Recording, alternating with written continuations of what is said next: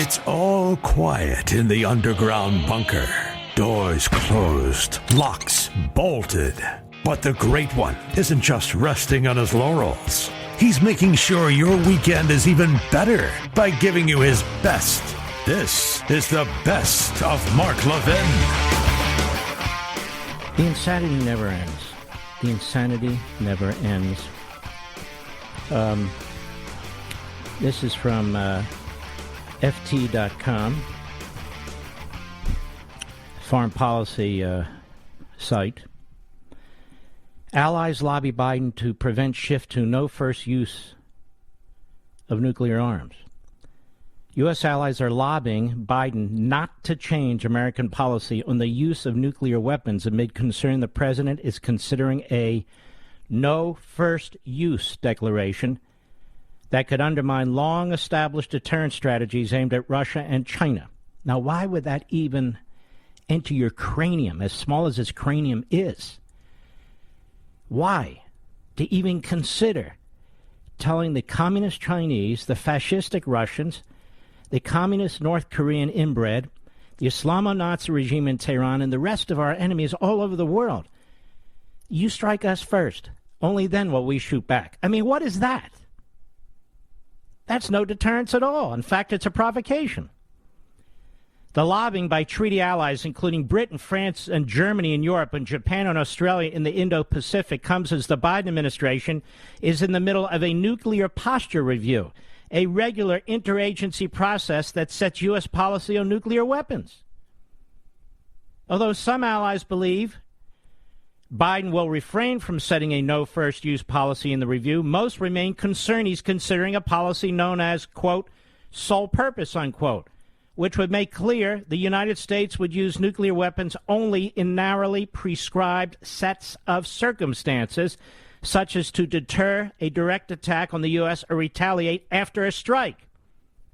This would be a huge gift to China and Russia, one European official said.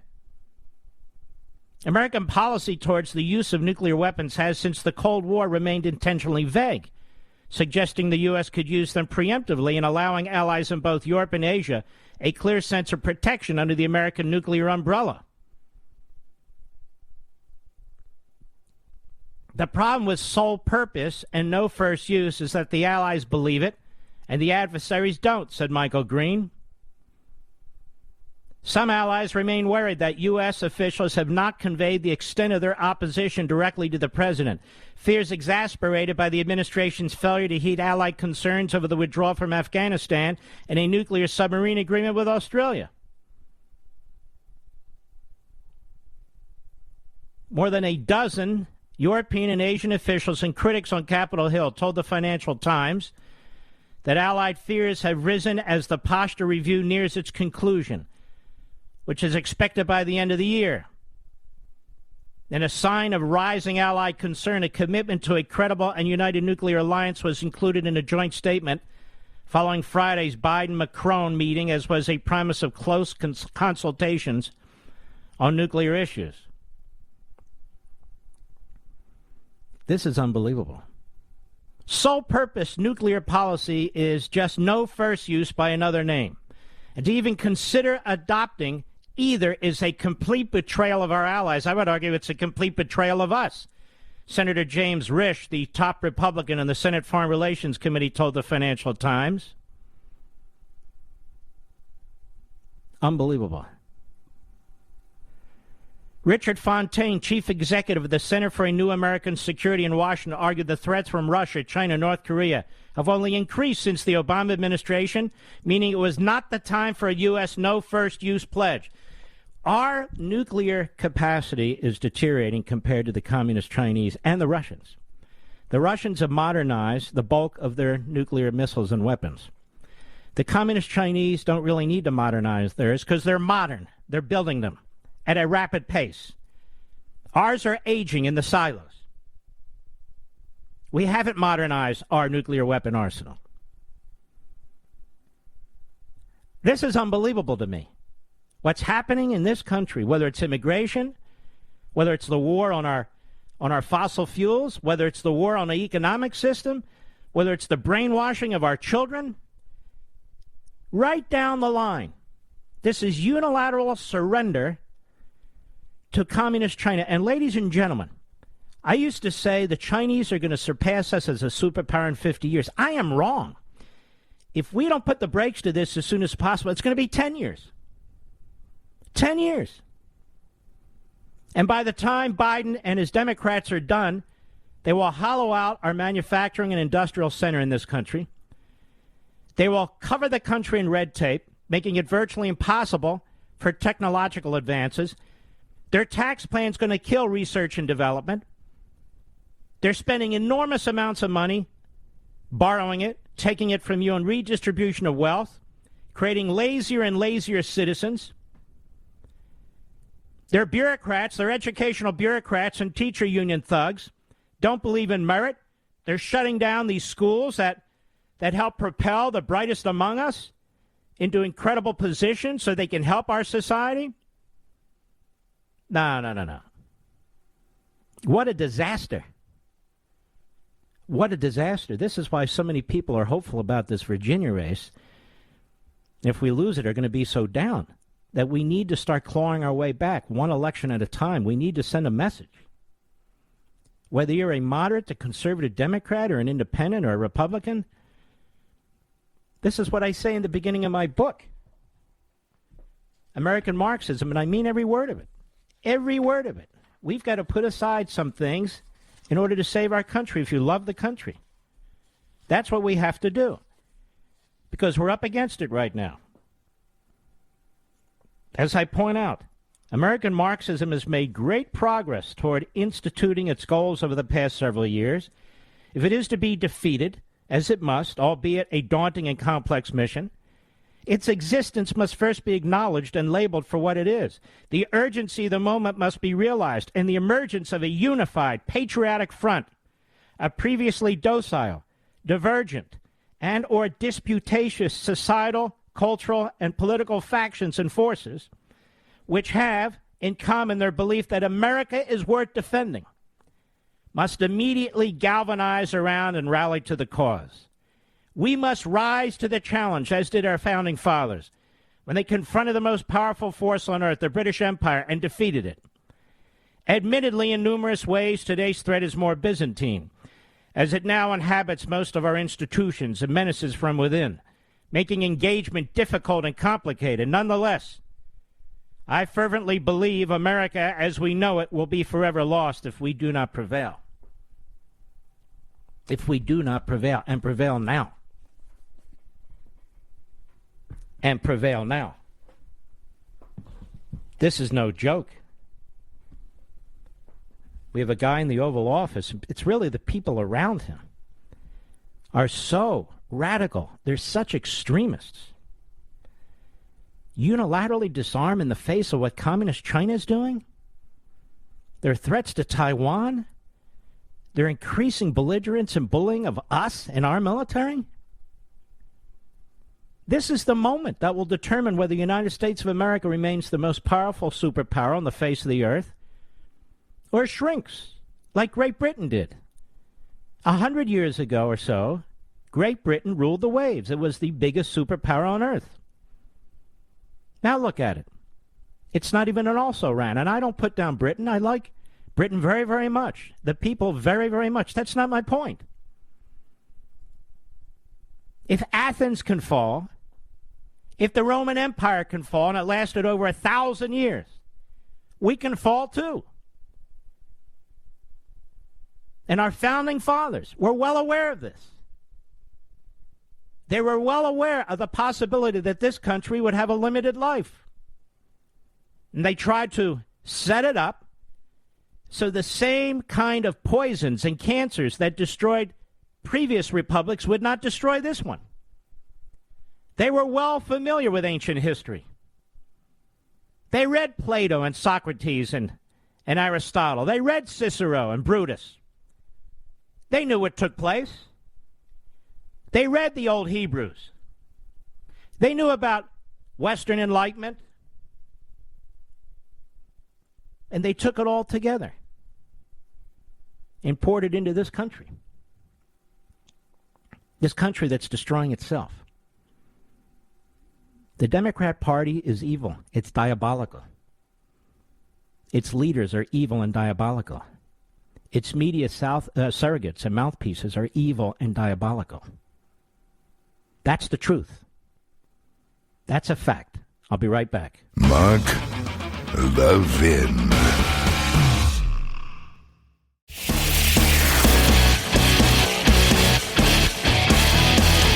Making your weekend even better. This is the best of Mark Levin. A friend of mine sent me a text today and asked this question, America. If Kaepernick believes the NFL is like slavery, then why does he keep trying out for teams? And why does he keep complaining that no team will take him? If it's like slavery, why would you volunteer to be a slave, right, Mr. Producer? Ah, the left is so stupid. Time and again. Time and again. Just like the media, do you realize CNN has really no ratings? CNN has no reason to exist. And one of the reasons, of course, is because they call people racists with whom they disagree. They call white people racists. They bring on one nut job after another, one bigot after another, to call their audience racist. I guess they haven't figured it out yet. MSLSD collapsing. Same thing. And you know, when you consider the fact that they both cover the same territory, they both bring on the same kind of nut job Marxists, they both have the same kind of hosts, really, really stupid, but lockstep with the Marxists and the Democrat Party, one of them has to go, right? But the reason they won't go is this. Because AT&T owns CNN, and they'll pour as much money as they want to into it. And Comcast owns MSNBC, and they'll pour as much money as they want into it as well. These are the corporatists. And that needs to be one of our focuses right now. Just as the school boards and the schools are, the corporations need to be as well. They're not allied with us. They don't believe in capitalism. They believe in preference. They want to destroy competition. Not all, but the big guys, most of them. And so as shareholders, and most of your shareholders, you may not even know it, but it takes nothing to be a shareholder, a few bucks. You have a right to go to their board meetings and object. You have a right to go to their board meetings and make some noise. No violence, of course. We leave that to the left. But you get my point. This movement, and it is a movement, must continue, even more aggressively than before. Do you realize how cable TV doesn't even realize this movement exists? Do you realize how the Washington Compost and the New York Slimes don't even realize this movement exists? And I could go down the list. Why? Because none of them are part of it. None of them are part of it. They analyze, they look back, they try and figure out what's going on, they have their own ideas, their own narratives, they project and so forth and so on. They have no idea what you're doing, who you are, and how you're doing it. But I do. We all do.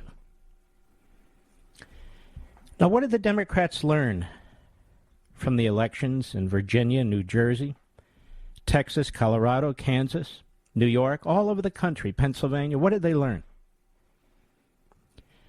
Well, it's like any group of insane Marxists. Put your foot down further on the gas pedal. It's not that their agenda is a problem. It's that they haven't passed it yet. It's that they haven't passed it yet. And this from Politico, really one of the mouthpieces for the Democrat Party and the American Marxist movement, along with Media Matters and Mediaite, of course. Pelosi aims to push domestic agenda double whammy despite centrist holdouts. I go, wow. Has she caught Bidenitis? I think she has. Speaker Eva Stretch, Nancy Pelosi, wants to vote on Biden's sweeping domestic spending plan as soon as Thursday evening. By my calculation, America, it's now Thursday evening. First, she has to convince moderate holdouts who want more time to digest the $1.75 trillion bill. Now, this is why they wanted to pass it on October 3rd, Halloween, because they knew they were going to get their asses kicked. And now it's going to be a little harder because the phony moderates will be fully exposed. They should be exposed anyway, but will be fully exposed if they embrace any part of this. Like this guy Gottheimer, from Bergen County, New Jersey. I don't mean to be picking on him. Actually, I do. Pelosi and her leadership team spent a chaotic day today hustling to narrow the number of holdouts on the sweeping bill, which includes centrists who've raised procedural concerns, as well as a trio of Democrats who threaten to oppose the bill without immigration reform. That whip effort intensified throughout the day, with Democrats on the floor twisting arms and members of Biden's cabinet making calls as top Democrats scrambled to get their members on board with the massive bill. Things are starting to move in the right direction. Conversations have all been positive, said House Democratic Caucus Chair Hakeem Jeffries of New York. Everybody understands this has to happen. I do expect a vote tonight, said House Majority Whip Jim Clyburn. Remember him? Yeah, federal law enforcement made up of stormtroopers. That Jim Clyburn. A key part of Pelosi's push today has been directed at the 5 centrist Democrats who publicly declared they'd be unwilling to back the full bill until Congress's nonpartisan scorekeepers, that's the Congressional Budget Office, can prove that the legislation will be fully paid for. Now, more on that in a minute, because the University of Pennsylvania did a review, and they said, no, this is actually going to cost Americans trillions. Now, who are you going to believe? Real people or the thugs and hacks and reprobates that make up the Democrat Party in Washington? Privately, even more centrists have aired the same grievance. Between 12 and 15 moderate Democrats, many from swing districts, those swinging districts, have privately told leadership they won't be ready to vote Thursday unless they have more clarity about exactly what's in the bill. What's in the bill? After a slew of changes were unveiled a day earlier, according to multiple people familiar with the discussions, I heard the president's deputy press idiot today say, the president ran on this, the people want it. And you have members of the Democrat Party in the House saying, we don't even know what's in the bill. No, but the people want it. After she was hearing concerns from moderates, Pelosi told reporters as she left the floor, she said, we're not hearing concerns. We're doing our work. We'll let you know. She's such a liar. She's such a liar.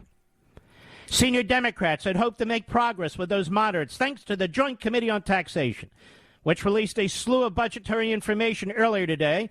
The committee's incomplete estimate found at least $1.48 trillion of spending in the bill would be covered by the legislation's funding sources. No, it won't. No, it won't in the least. It's essential the legislation's fully paid for and reduces the debt. So they're going to spend almost $2 trillion. They're going to put in place new entitlements, freebies. And that, you see, is going to reduce the debt. How stupid do they think you are? Now, their base is stupid. Their base is stupid. But how stupid do they think the rest of America is? Not that stupid. Several centrists who huddled to discuss the budgetary score later in the day privately said they still needed more information before a floor vote on the social policy measure. It's not just the budgetary score. Many centrists have also refused to vote for a bill that won't pass the Senate, with new provisions on immigration and paid leave provisions that face a grim future across the Capitol. It's hard to make a decision when you haven't seen the full text, and there hasn't been a Congressional Budget Office score, but I'm hopeful, said Representative Kathleen Rice, Democrat, New York. Regardless, Pelosi and her leadership have been forceful in their efforts to bring the massive spending plan to the floor Thursday evening with a Friday vote on the Senate-passed infrastructure bill, she told members in a closed-door meeting today.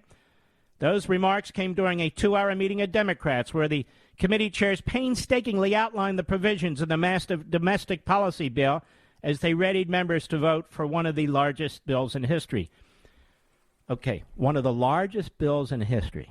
We just had an election where parents insisted to have a role in their local schools. This is one of the largest bills in history. It's actually the largest bill in American history. And you and I don't get to participate. It's utterly oblique. You have members who don't know what's in the bill. How are you and I to know what's in the bill? Don't we get to participate? Isn't this a representative republic? This has been my point all along.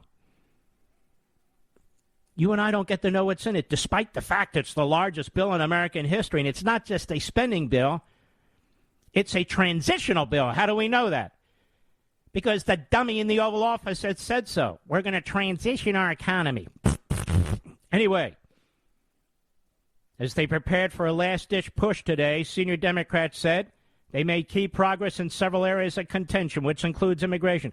See, it's all process for you and me. We don't get to know the substance. It's all process. Oh, look what's going on. There's immigration progress. Well, what would that be?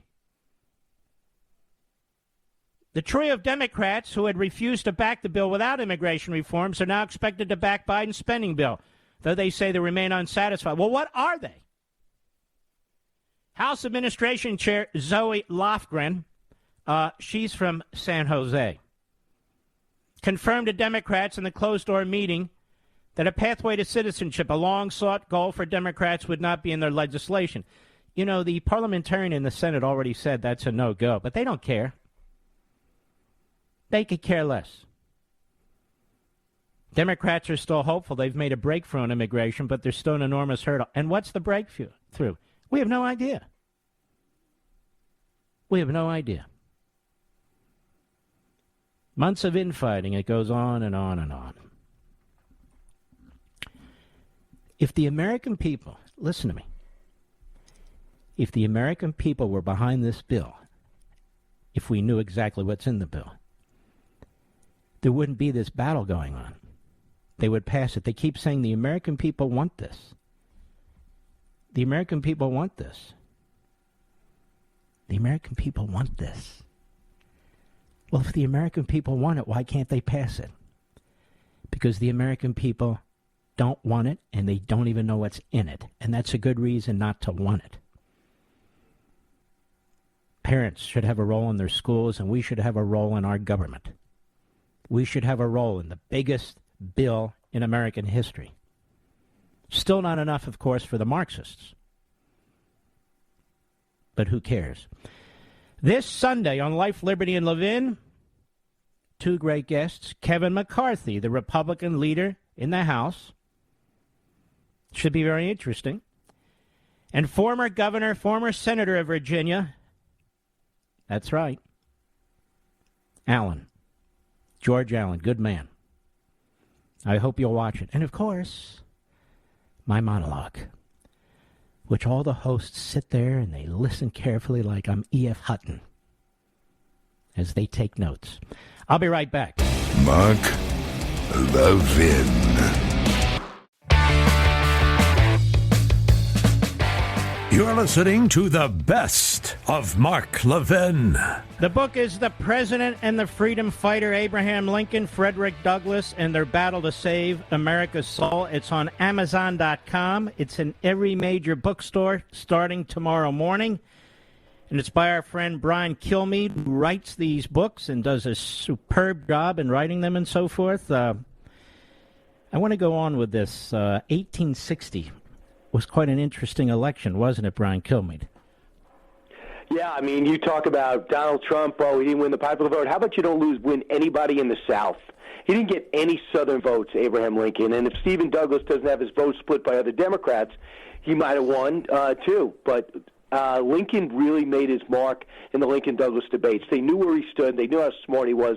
They published all his speeches. He has famous Cooper Union speech, gets the nomination, gets the presidency. Can you imagine, whenever you think the country was divided when President Trump was there or that George Bush and Florida, forget it. Can you imagine 7 states just saying, if you're the president, I quit? Mm-hmm. I quit the country.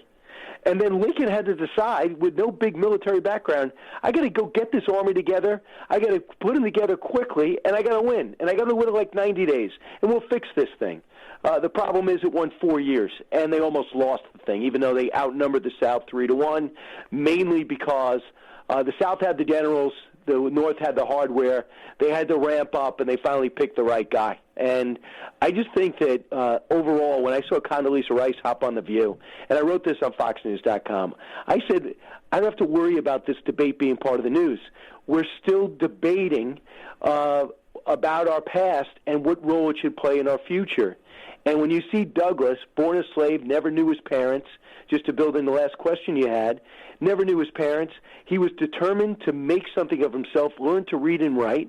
He manipulated his way to doing it from running errands on down. And next thing you know, he's an abolitionist leading a northern movement that really helped plow the way for the Republican Party to emerge and for Lincoln to be there. Lincoln wins this election just barely, walks into the White House, even though threats on his life, he gets there with an enemy 15, 20 miles away and basically said, now what do I do? Mm-hmm. You talk about ominous. I talk about the War of 1812 when we look at what happened, and obviously the Revolutionary War, no one thought we'd win. I would argue this obviously had our country on its heels in a way that almost no other nation would have survived, except ours, because we had the right people at the right time. And on your point, just to jump ahead in history a little bit, when the Japanese attacked us at Pearl Harbor, and Churchill said, well, now the Americans are finally in the war. As you know, he was begging FDR to get into the war, but we were isolationist. Some said to Churchill, well, the Americans won't fight. And obviously Churchill, his mother was an American. Yep. And he said, well, maybe you should read the Civil War. The Americans will fight, and they know how to fight. Because of that Civil War, there was one horrific battle after another, wasn't it? 600,000 plus dead. The courage that these men had to show every single day, many of which learned to be in the military the week before. And then they'd have to go and march and run into an open field where there would be a slaughter. And you're talking about tens of thousands dead. You win the Battle of Antietam, but at what cost? You have the Battle of Bull Run. They basically lost twice. At what cost? The carnage was unbelievable. The courage was incredible. In the meantime, they have the howitzers guns are introduced at that time too. So, and you see these generals, and you have a president in the United States going, this general's ineffective, you're fired. This general's ineffective, you're fired. This general won't move, you're fired. Give me Grant. And he finally gets Grant, and he gets Sherman. He gets the right guys. That, to me, is leadership. And anyone who thinks that Americans won't fight, you're absolutely right. Those were the days. I mean, the next major battle would really be World War I.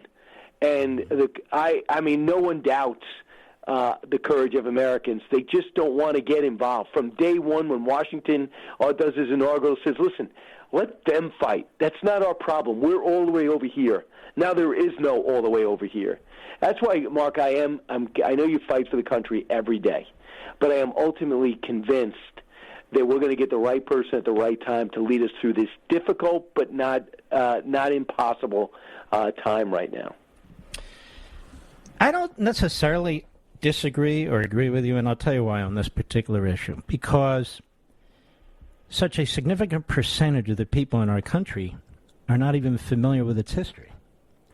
I know. And they're being brainwashed with critical race theory and this other stuff, and people are coming into this country, and they're not being encouraged to assimilate. And that's kind of why I wrote my book, that this movement we're up against is a unique movement. And collection of movements, and it is imported from Europe, and it is disastrous. And you and I fight every day. We're trying to make sure that does not happen. But when you look today at Biden and the Democrat Party, how they're trying to change the rules of the game so they can't lose. They're trying to turn the whole country into California or New York at this point. And this is the problem. This is the problem. So I think if we had somewhat of an acknowledged system, you don't attack the system, you fight within the box, I don't think I disagree with you, but more and more I get very, very concerned about it. But we do need these powerful figures, don't we, in order to who believe in liberty. And just to build on what you just said, and there's nothing you said that was inaccurate, but I'll give you something that should give you solace, and that is those approval numbers, and that is what's happening in Virginia. And that is what's happening where, if you saw that a poll that said Republicans are now favored when it comes to the economy, when it comes to security, when it comes to crime, by 20 to 30% over Democrats. The American people are looking at this ever since Afghanistan. I think the American people are looking at this with a fresh look, And I think they're understanding, and when they stand up to the schools, everything you wrote about, they're standing up saying they're outraged. But if we waited for somebody to give a speech and get you outraged, that's one thing, if you attended that speech. But when it goes into your living room and kitchen, I don't even know if these people are Democrats or Republicans that are yelling at these school boards. They're speaking up. They're concerned Americans. And the natural way, the pushback, I find so encouraging. And if the fact that Youngkin was within a point and he surged the last 15 points on pure performance and issues makes me think this country is ready to self-correct. Listen, I don't disagree. And this is something we've been pushing very, very hard here. But you can't deny the trajectory. You can look at a set of polls. You can look at an election here and there. You know, Ronald Reagan, 40 years ago, he was elected. And I don't think Ronald Reagan would recognize his country today. So it's not that I don't think we should fight and push back, which is the point of the whole last chapter in my book. I don't disagree with that. And there have been movements in the past, whether it's the Reagan Revolution, the Tea Party movement, the Trump movement, this movement, which I believe is a movement now. The problem is the culture is being devoured. So you can't, I'll give you an example. You're not going to get a break in the media. You're not going to get a break in academia. You're not going to get a break when it comes to the bureaucracy, which is really owned and paid for by the Democrat Party. And when I served in the Reagan administration, they were undermining us every step of the way, just as they undermined Trump every step of the way. So to me, it's not so much that the heart and soul of the American people are lost. The change of the demographics is a big issue. And even more than that, the disconnect between the institutions and these polls you talk about and the American people. There is a huge disconnect. And so I don't mean to go off on a tangent with you here. No, I'm with you every step of the way. All right, let's get back to this book because it's a fantastic book. Why did you decide to write on this subject? Couple of things. As you know, Sam Houston, the Alamo Avengers was next. I tried to do something different besides the Alamo. Okay, I got to do the Alamo. You saw that. You don't know San Jacinto. And then you don't know who Sam Houston is. And you don't know that Sam Houston said, hey, Texas, if you leave and fight with the South, I quit. Mm-hmm. So he quit as governor. And I thought, okay, do I really want to dive into race? Do I want to dive into the Civil War? Do I want to touch Lincoln? Everybody writes about Lincoln. Everybody writes about the Civil War. These documentaries after documentary. And I go, well, what I like to do is not skip over race. I want to talk about where we are and who this figure was. Why is it the book of the year 4 years ago was this David Blight book? Who is Frederick Douglass? And I see this remarkable, determined guy that manipulated himself to learn to read and write, and then got the same book as Lincoln as a child, who had the same frustration, the Columbian Orator, that had all these biographies and essays from Washington and Plato and Caesar, and he talked about he's seeing all these people in history, and his mind begins to open. He reads the Bible, and he begins to hope. And then he says, you know what, I'm going to make this country better. I'm going to escape to freedom. I'm demanding this country improve, not looking for another country. I'm not going to tear up this Constitution. I'm going to make it live up to this Constitution. I go, wow, what if I tell these stories? I'm not doing a biography. What if I tell you these parallel lives and how they intersected for a short period of time to do something so extraordinary for a country that was teetering on the edge? What if I told that story? And what could have happened had they lived? The guy who hurt our country more than anybody else in history is John Wilkes Booth. Because if you took, in my opinion, if you let Lincoln live through the 1860s, we wouldn't have needed the 1960s. He was going to flood the South with housing. He was going to flood them with teachers. He knew it was going to be a brutal transition, but he would have saw it through. Instead, we got this brutal racist in Andrew Johnson, who had no interest in having the South align, and therefore we struggled for the next 50 years. So I thought, what if I tell that brief window of time when our country was saved by a black man and a white man? And even though he grew up in these times, when he got a chance to meet Lincoln, and Lincoln had a chance to meet him, he ends up on the stage at the second inaugural. Mm-hmm. And the first thing he says when he sees him, he said, looked across, he sees Frederick Douglass in the White House, and he said, Frederick, what did you think of the speech? And Douglass says, don't worry about me. You got a house full of people. He goes, there's nobody whose opinion I care more about. What did you think of my speech? And he said it was a sacred effort because he talked about forgiveness and coming together. And if he is racist, why is that man in the White House? Why is that exchange put down by Frederick Douglass in his biographies? Why does everyone chronicle it? Because he wasn't. He was a person of his times who saw greatness in through skin color and saw greatness, and they would have been an unbeatable pair if they had more time. But when they were together, they did incredible things, from recruiting to the Emancipation Proclamation on down to the influence that he had in writing it and getting it out. And the fact is, when they were dedicating a statue in Washington, they didn't ask Ulysses S. Grant to do it, even though he was president. They asked Douglas to do it. That's how close they were at the time to the people of their time. And I would add here, one of the reasons this book is so important right now, because if you understand our history, if you understand in particular these two men, you'll understand how pernicious critical race theory is. You'll understand how it is so destructive. So rather than taking, and I'm quite serious, Brian Kilmeade's book, The President and the Freedom Fighter, and using that to teach, harmony and love between races, and how these two men, up against everything, how they conducted themselves and how they did what they did, is truly amazing. And when I read these people like Kendi and Delgado and all the other race baiters and so forth, I think to myself, really, what have you done for African Americans? Because Abraham Lincoln did more than everybody and anybody who came after him. And I just say, look up Shelby Steele, John McWhorter, Ben Carson. They overcame. They know we weren't a perfect society, but they weren't going to be stopped. That has to be the attitude for everybody listening to us. I don't care if you have a horrible family situation, a terrible work situation, you have people that are jealous, whatever it is, find a way to overcome it. That's the story of Americans. The more you read, the more you understand that the more you read them, you know that they had the same obstacles you had, just in a different time. Overcome it, appreciate where we are, do two things: read about our history and travel. When you travel and you realize how great our country is compared to what else it could be, you will fully understand how great we have it. All right, Brian Kilmeade, fantastic book. Levinites, I encourage you, go to Amazon.com, or if you go to a retail store, but it's The President and the Freedom Fighter, Abraham Lincoln, Frederick Douglass, and their battle to save America's soul, and you'll learn a lot that is applicable today and what's going on in our classrooms. All right, buddy, take care of yourself. Thanks so much, Mark Levin. You're the best. Talk to you. All right, you be well. Mark Levin.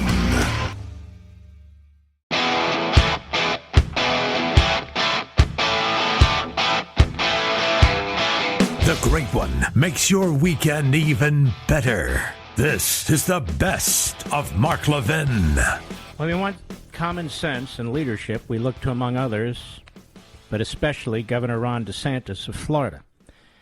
This vaccine mandate that's been put out, it's unconstitutional, it's illegal. And DeSantis says that today as well. Cut 12, go. A year and a half ago, we started with 15 days to slow the spread, and now it's gone to get jabbed or lose your job. And today's OSHA rule, very long time coming. We were waiting for it. That was issued. If you look at it, here it is. It's almost 500 pages. And so we're supposed to be a government of laws, not a government of men. This is 500 pages of a government of a bureaucracy, a government that is being run by executive edict, not in accordance with the typical constitutional processes. And the state of Florida is going to respond, and we will combat the OSHA rule. As soon as it's published, the state of Florida will be joining with Georgia and Alabama, as well as private plaintiffs, to file suit. This is a rule that is not consistent with the Constitution and is not legally authorized through congressional statutes. There is no federal police power. The federal government can't just unilaterally impose medical policy under the guise of workplace regulation, and that is exactly what they're trying to do here. They don't provide any instances why the workplace is somehow different than anything else that's been done with any of this. This is an attempt to shoehorn policy through the bureaucracy in a way that will be difficult for some of these individuals and private parties to resist. Yeah, because of the $14,000 per employee fine and up to about $150,000 for repeat offenders. Unbelievable. I can't believe that this would be upheld by the Supreme Court. This I can't believe. More DeSantis, cut 13, go. But ultimately, people should be able to make these decisions. I don't think people want this decision yanked away from them. I don't think they want to allow a precedent where the federal government could come in and just force you to do what it wants you to do. And make no mistake about it, those individuals who have gone through a normal vaccination series for COVID, you will be determined to be unvaccinated very soon. They will do that. They are going to tell you you're unvaccinated and you have to get a booster. Otherwise, you could potentially face loss of employment or other types of penalties. So that is going to happen. They're not putting that in the rule, but they're already asking for feedback on how to do this going forward. So this is just the tip of the iceberg. It's the slippery slope, and it really does exist. And the government will get used to mandates. And it'll be mandating more and more and more. And it's going to spread out horizontally and vertically. And now, 5-year-olds to 11-year-olds, they're going to mandate vaccines. Let me tell you something, folks. They tell us to follow the science. The science does not support this in any respect. Period. Period. There certainly has not been enough testing to determine whether 5 to 11-year-olds should be vaccinated. That's number one. That's number one. Number two, the death rate among 5 to 11-year-olds is so minuscule. Look, every death matters. But when you're looking at a nation and a population talking about vaccines, is so minuscule as to be absurd. We don't ban automobiles because of the number of children between the ages of 5 and 11 are hit by cars. This CDC has been politicized. It is out of control. Fauci's politicized. He's out of control. Joe Biden is not the president of the country. There's some invisible, shadowy team of oligarchs, hardcore, Marxist, leftists trying to impose their will. And I'm going to tell you something, and I really believe this. They are using this to try and expand the power of government. They're using this to take a statute under OSHA in a way that is perverse, that twists it into a pretzel, so they can do it to other aspects of our society, other aspects of your life, through other bureaucracies. This is a test case. That's exactly what it is. A test case. Now, they have lawyers. They have good lawyers. Those lawyers have to be telling them that this isn't constitutional, that this isn't legal. The Attorney General of the United States is politically corrupt. He's an ideologue. So he's not going to put his foot down, and so are all the senior people at the Department of Justice. We've seen this. We know this, as a matter of fact. Ask the parents in Loudoun County and other places across the country. But this is absurd. Any White House counsel, any OMB general counsel, any Office of Legal Counsel at the Department of Justice would all know that the federal government does not have plenary police powers, as I discussed, as Senator Lee discussed, as Governor DeSantis has discussed. This is a fundamental aspect, a core aspect of our society, of how we've divided up powers. And that's why this has never been done before, ever. Ever. There's no Supreme Court decision that supports this, despite those slip-and-fall lawyers who pretend there is, despite those slip-and-fall lawyers who lie about precedent. But if this holds up, you're going to have all kinds of new precedent. And here's the problem. This country is not moving in the direction of liberty. This country is constantly moving in the direction of tyranny and totalitarianism.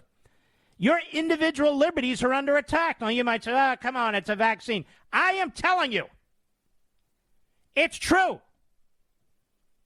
Whether it's in the classroom, whether it's school boards, whether it's the border, whether it's your health decisions, whether it is hiring 85,000 IRS auditors to harass you for the rest of your life if you dare to spend $600.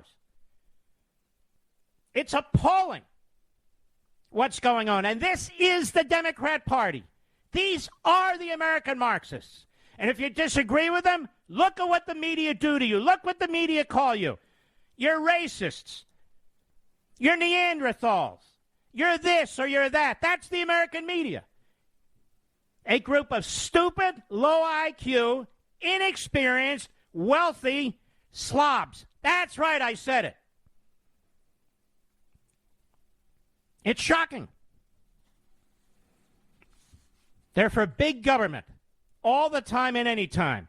They're for every and any Democrat all the time and any time. They back every one of these Marxist movements. Climate change. Oh, wow, what a phrase. What a nomenclature. It's a degrowth attack capitalism movement. Comes out of Europe, 1970s, Marxist movement. Oh, critical race theory doesn't even exist. But if it does exist, you white people really don't want it taught because you don't want to teach about racism. It's not just white people that have a problem with this. This isn't a matter of teaching about racism and slavery in American history. We all know what it means. They either don't know what it means or they do know what it means, but they're pathological liars. In the American media, what a joke. What a joke. They would be perfectly comfortable in a communist regime, except for the fact that they wouldn't be living high off the hog as they do in Washington, D.C., as they do in New York, as they do in L.A., the three centers of the American media. The three centers of the American media, corrupt through and through. And these corporatists that run it, whether it's AT&T, whether it's Comcast, whatever the hell it is, disgusting. These frauds like Jeff Motherzucker, and then big tech that throws their weight in. Big tech, that clown Zuckerberg, and the other dithering idiot with the beard. What the hell is his name? I don't know. The guy with cockroaches in his beard. Do you remember his name, Mr. Producer? Twitter? What is this fool? That doesn't matter. Who cares? Dorsey. Dorky. That's right. Dorky. No, we got to mandate this because it's for the health of the American people. And they have us now at each other's throats. If you're not vaccinated, you're a killer. You out of your mind? Are you out of your mind? Folks, if you're concerned about the virus, or if you have conditions, heart disease or other issues, as I do, then get vaccinated. Take care of yourself. If that's what you want to do, then do it. And if you're vaccinated, they tell you the vaccines work, right? Now, either they work or they don't work. Now, if you want people vaccinated, you're mandating it. You're going to put businesses out of business if they don't impose it. Then that damn thing better work. And if it works, who cares if the guy next to you is vaccinated or not? Why does it matter? I'll be right back. Mark Levin.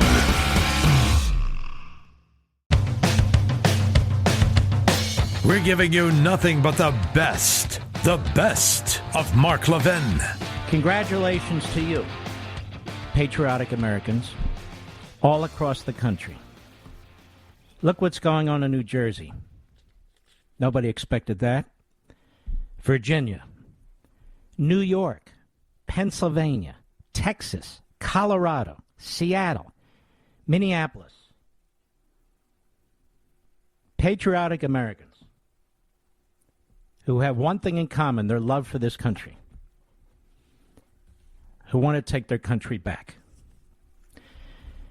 I've been listening to a lot of the 2020 analysis on TV and radio.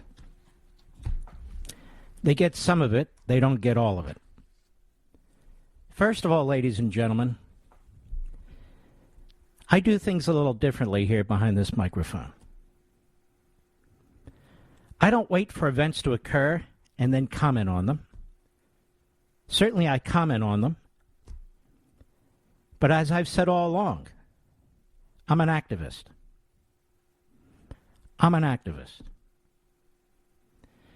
You'll notice nowhere through this entire revolution against the counter-revolution will you find the Republican establishment, the Mitch McConnells, and their ilk. You didn't find them during the rise of the Tea Party. You didn't find them during the rise of the Reagan Revolution or the Trump Revolution. We need to keep an eye on these people because what they will try to do is hijack this movement, define this movement, create their own narrative, and then try to control it. And if they can't control it, they'll try to destroy it. This is what they tried to do with the Tea Party and the Trump Revolution. I'm telling you the pure facts. What happened here was a revolt by the American people against these American Marxist movements, critical race theory, the degrowth, climate change, war on capitalism, the attack on representative government. They don't get it at CNN or MSNBC. They don't get it in most places, quite frankly. Even many of our friends don't quite get it. The fact of the matter is, 2020 hindsight, after the fact analysis is important. But that's not activism. How many times did we say here over the course of the last 8 months? We must build and we will build a movement against these Marxist movements, against critical race theory, against the transgender movement, against no-growth, anti-capitalist Green New Deal. How many times did we say we were doing this under the radar? That they didn't even realize what you, millions of you, what we were doing together. We enlisted the examples of Thomas Paine in his pamphlet, The American Crisis, using American Marxism, which now is on its way to 1.2 million copies in your hands. And you, the Paul Reveres and the Paulette Reveres. Yes. It was no coincidence Liberty and Tyranny and the Tea Party came out simultaneously, any more than it's coincidental that American Marxism and this new movement have come together simultaneously. I noticed last night, friend and foe alike kept lying about the impact of President Donald Trump. They can't stop talking about Donald Trump. Because Donald Trump won last night, too. All throughout the state of Virginia, the Democrats were campaigning against Donald Trump. And they lost. Donald Trump won. Youngkin won. 55% of the Hispanics in Virginia voted for Youngkin and the Republicans. 55%. And yet on CNN, MSNBC, and elsewhere, they're trying now to pin racism, dog whistles, their usual propaganda on Youngkin, a man of great faith. You'll recall, and again, just a reminder of what actually happened and what's going to continue to happen throughout villages, towns, states, counties across America. Americans saw the rise of American Marxism, and they didn't like it one damn bit. And as I wrote, American Marxism has made great progress toward instituting its goals over the last several years, and that includes critical race theory. If it is to be defeated, as it must, albeit a daunting and complex mission, its existence must first be acknowledged and labeled for what it is. The urgency of the moment must be realized, and the emergence of, and this is the key, a unified, patriotic front of previously docile, divergent, and or disputatious, that is, disputing, societal, cultural, and political factions and forces, which have in common their belief that America is worth defending, must immediately galvanize around and rally to the cause. We must rise to the challenge, as did our founding fathers when they confronted the most powerful force on earth, the British Empire, and defeated it. And admittedly, in numerous ways, today's threat is more Byzantine, as it now inhabits most of our institutions and menaces from within. making engagement difficult and complicated.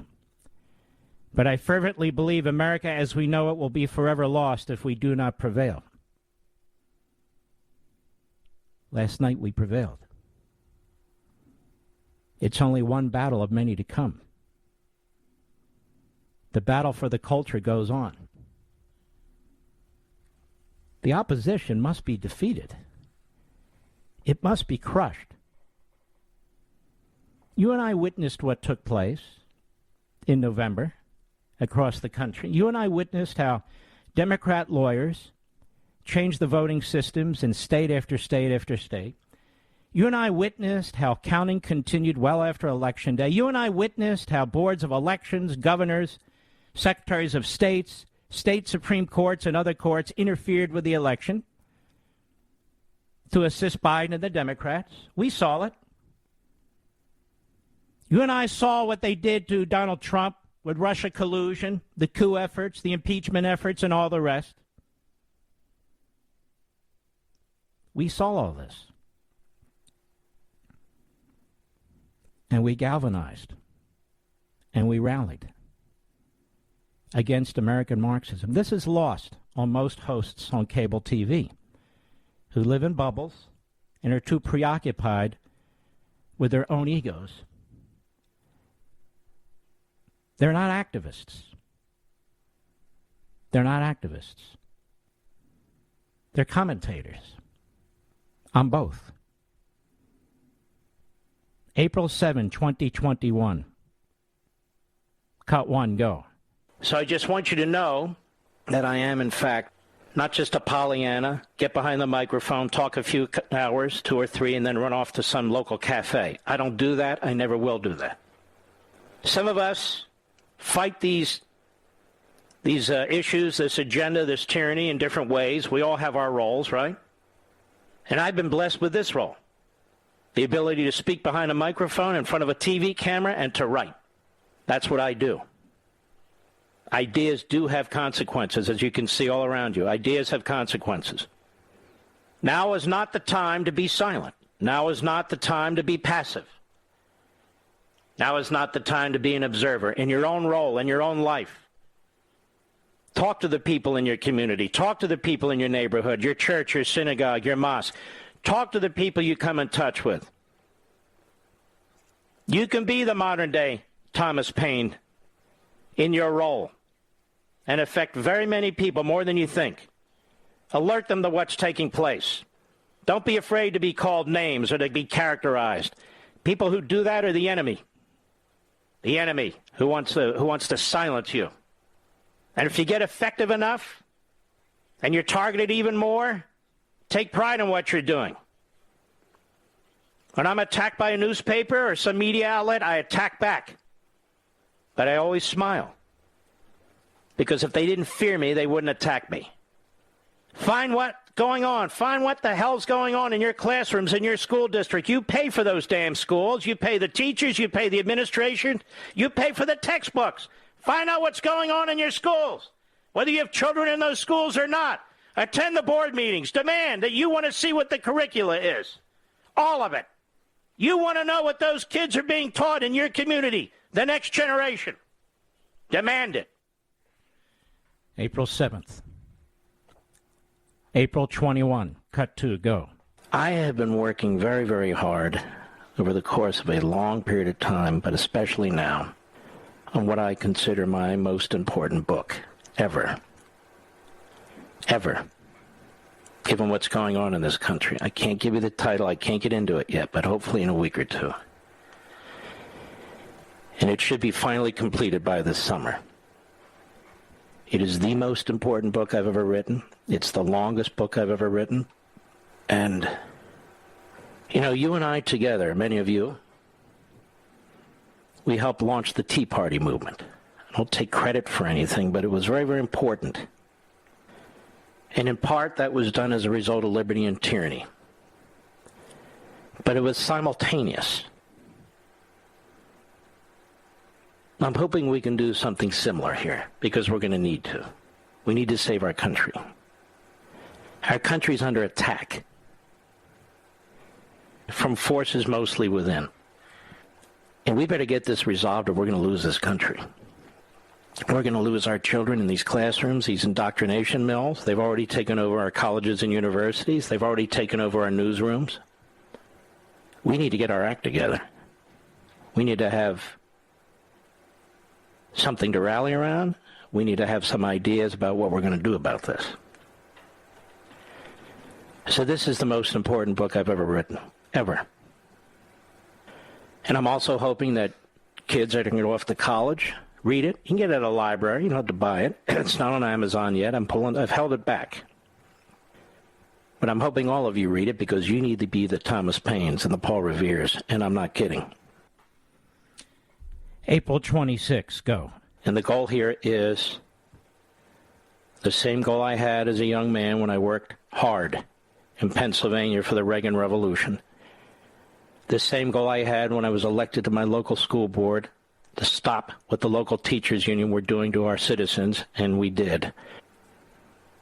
The same goal I had, although I had no idea there was a Tea Party and they had no idea that I had written a book, but they came about simultaneously. And you and I, we launched a movement.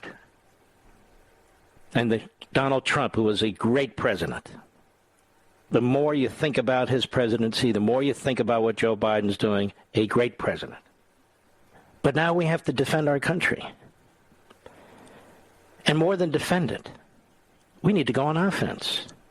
Let them defend themselves from us. No, I'm not talking about violence. Let them defend themselves from us. And so we need to open a multi-front push. A pushback, if you will. May 7, 2021, go. There's no question whatsoever. Right now, the New York Times, the Washington Post, and the corrupt media, the Marxists and pseudo-Marxists, or neo-Marxists, and the others, they're laying in wait. They want to see if by silence they can kill this. They don't want to give it too much attention. But at some point, they and their surrogates, their websites, will unleash. And we're in this together, and we're going to have to push back together. They think they can take down some of us, but they're not going to take me down. We are going to push, and we are going to fight. This book is not written for them. This book is written for you. This book is written for your college students and your high school students, should you be a parent or a grandparent. This book is written for your colleagues and your friends and your family members.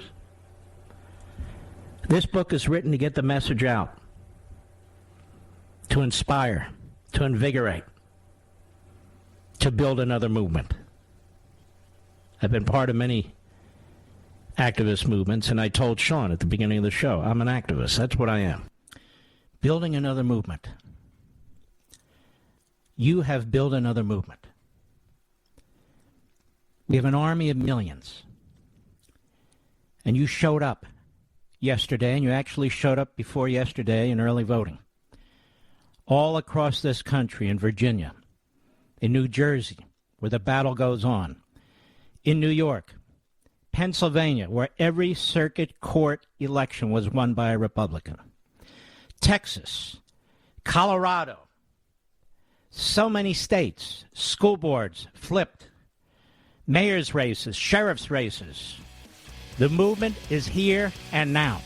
Ladies and gentlemen, we salute our armed forces, police officers, firefighters, and emergency personnel, and I want to salute you. You folks are unbelievable. You are tremendous patriots. You, your family, and your friends. God bless you, and I'll see you tomorrow.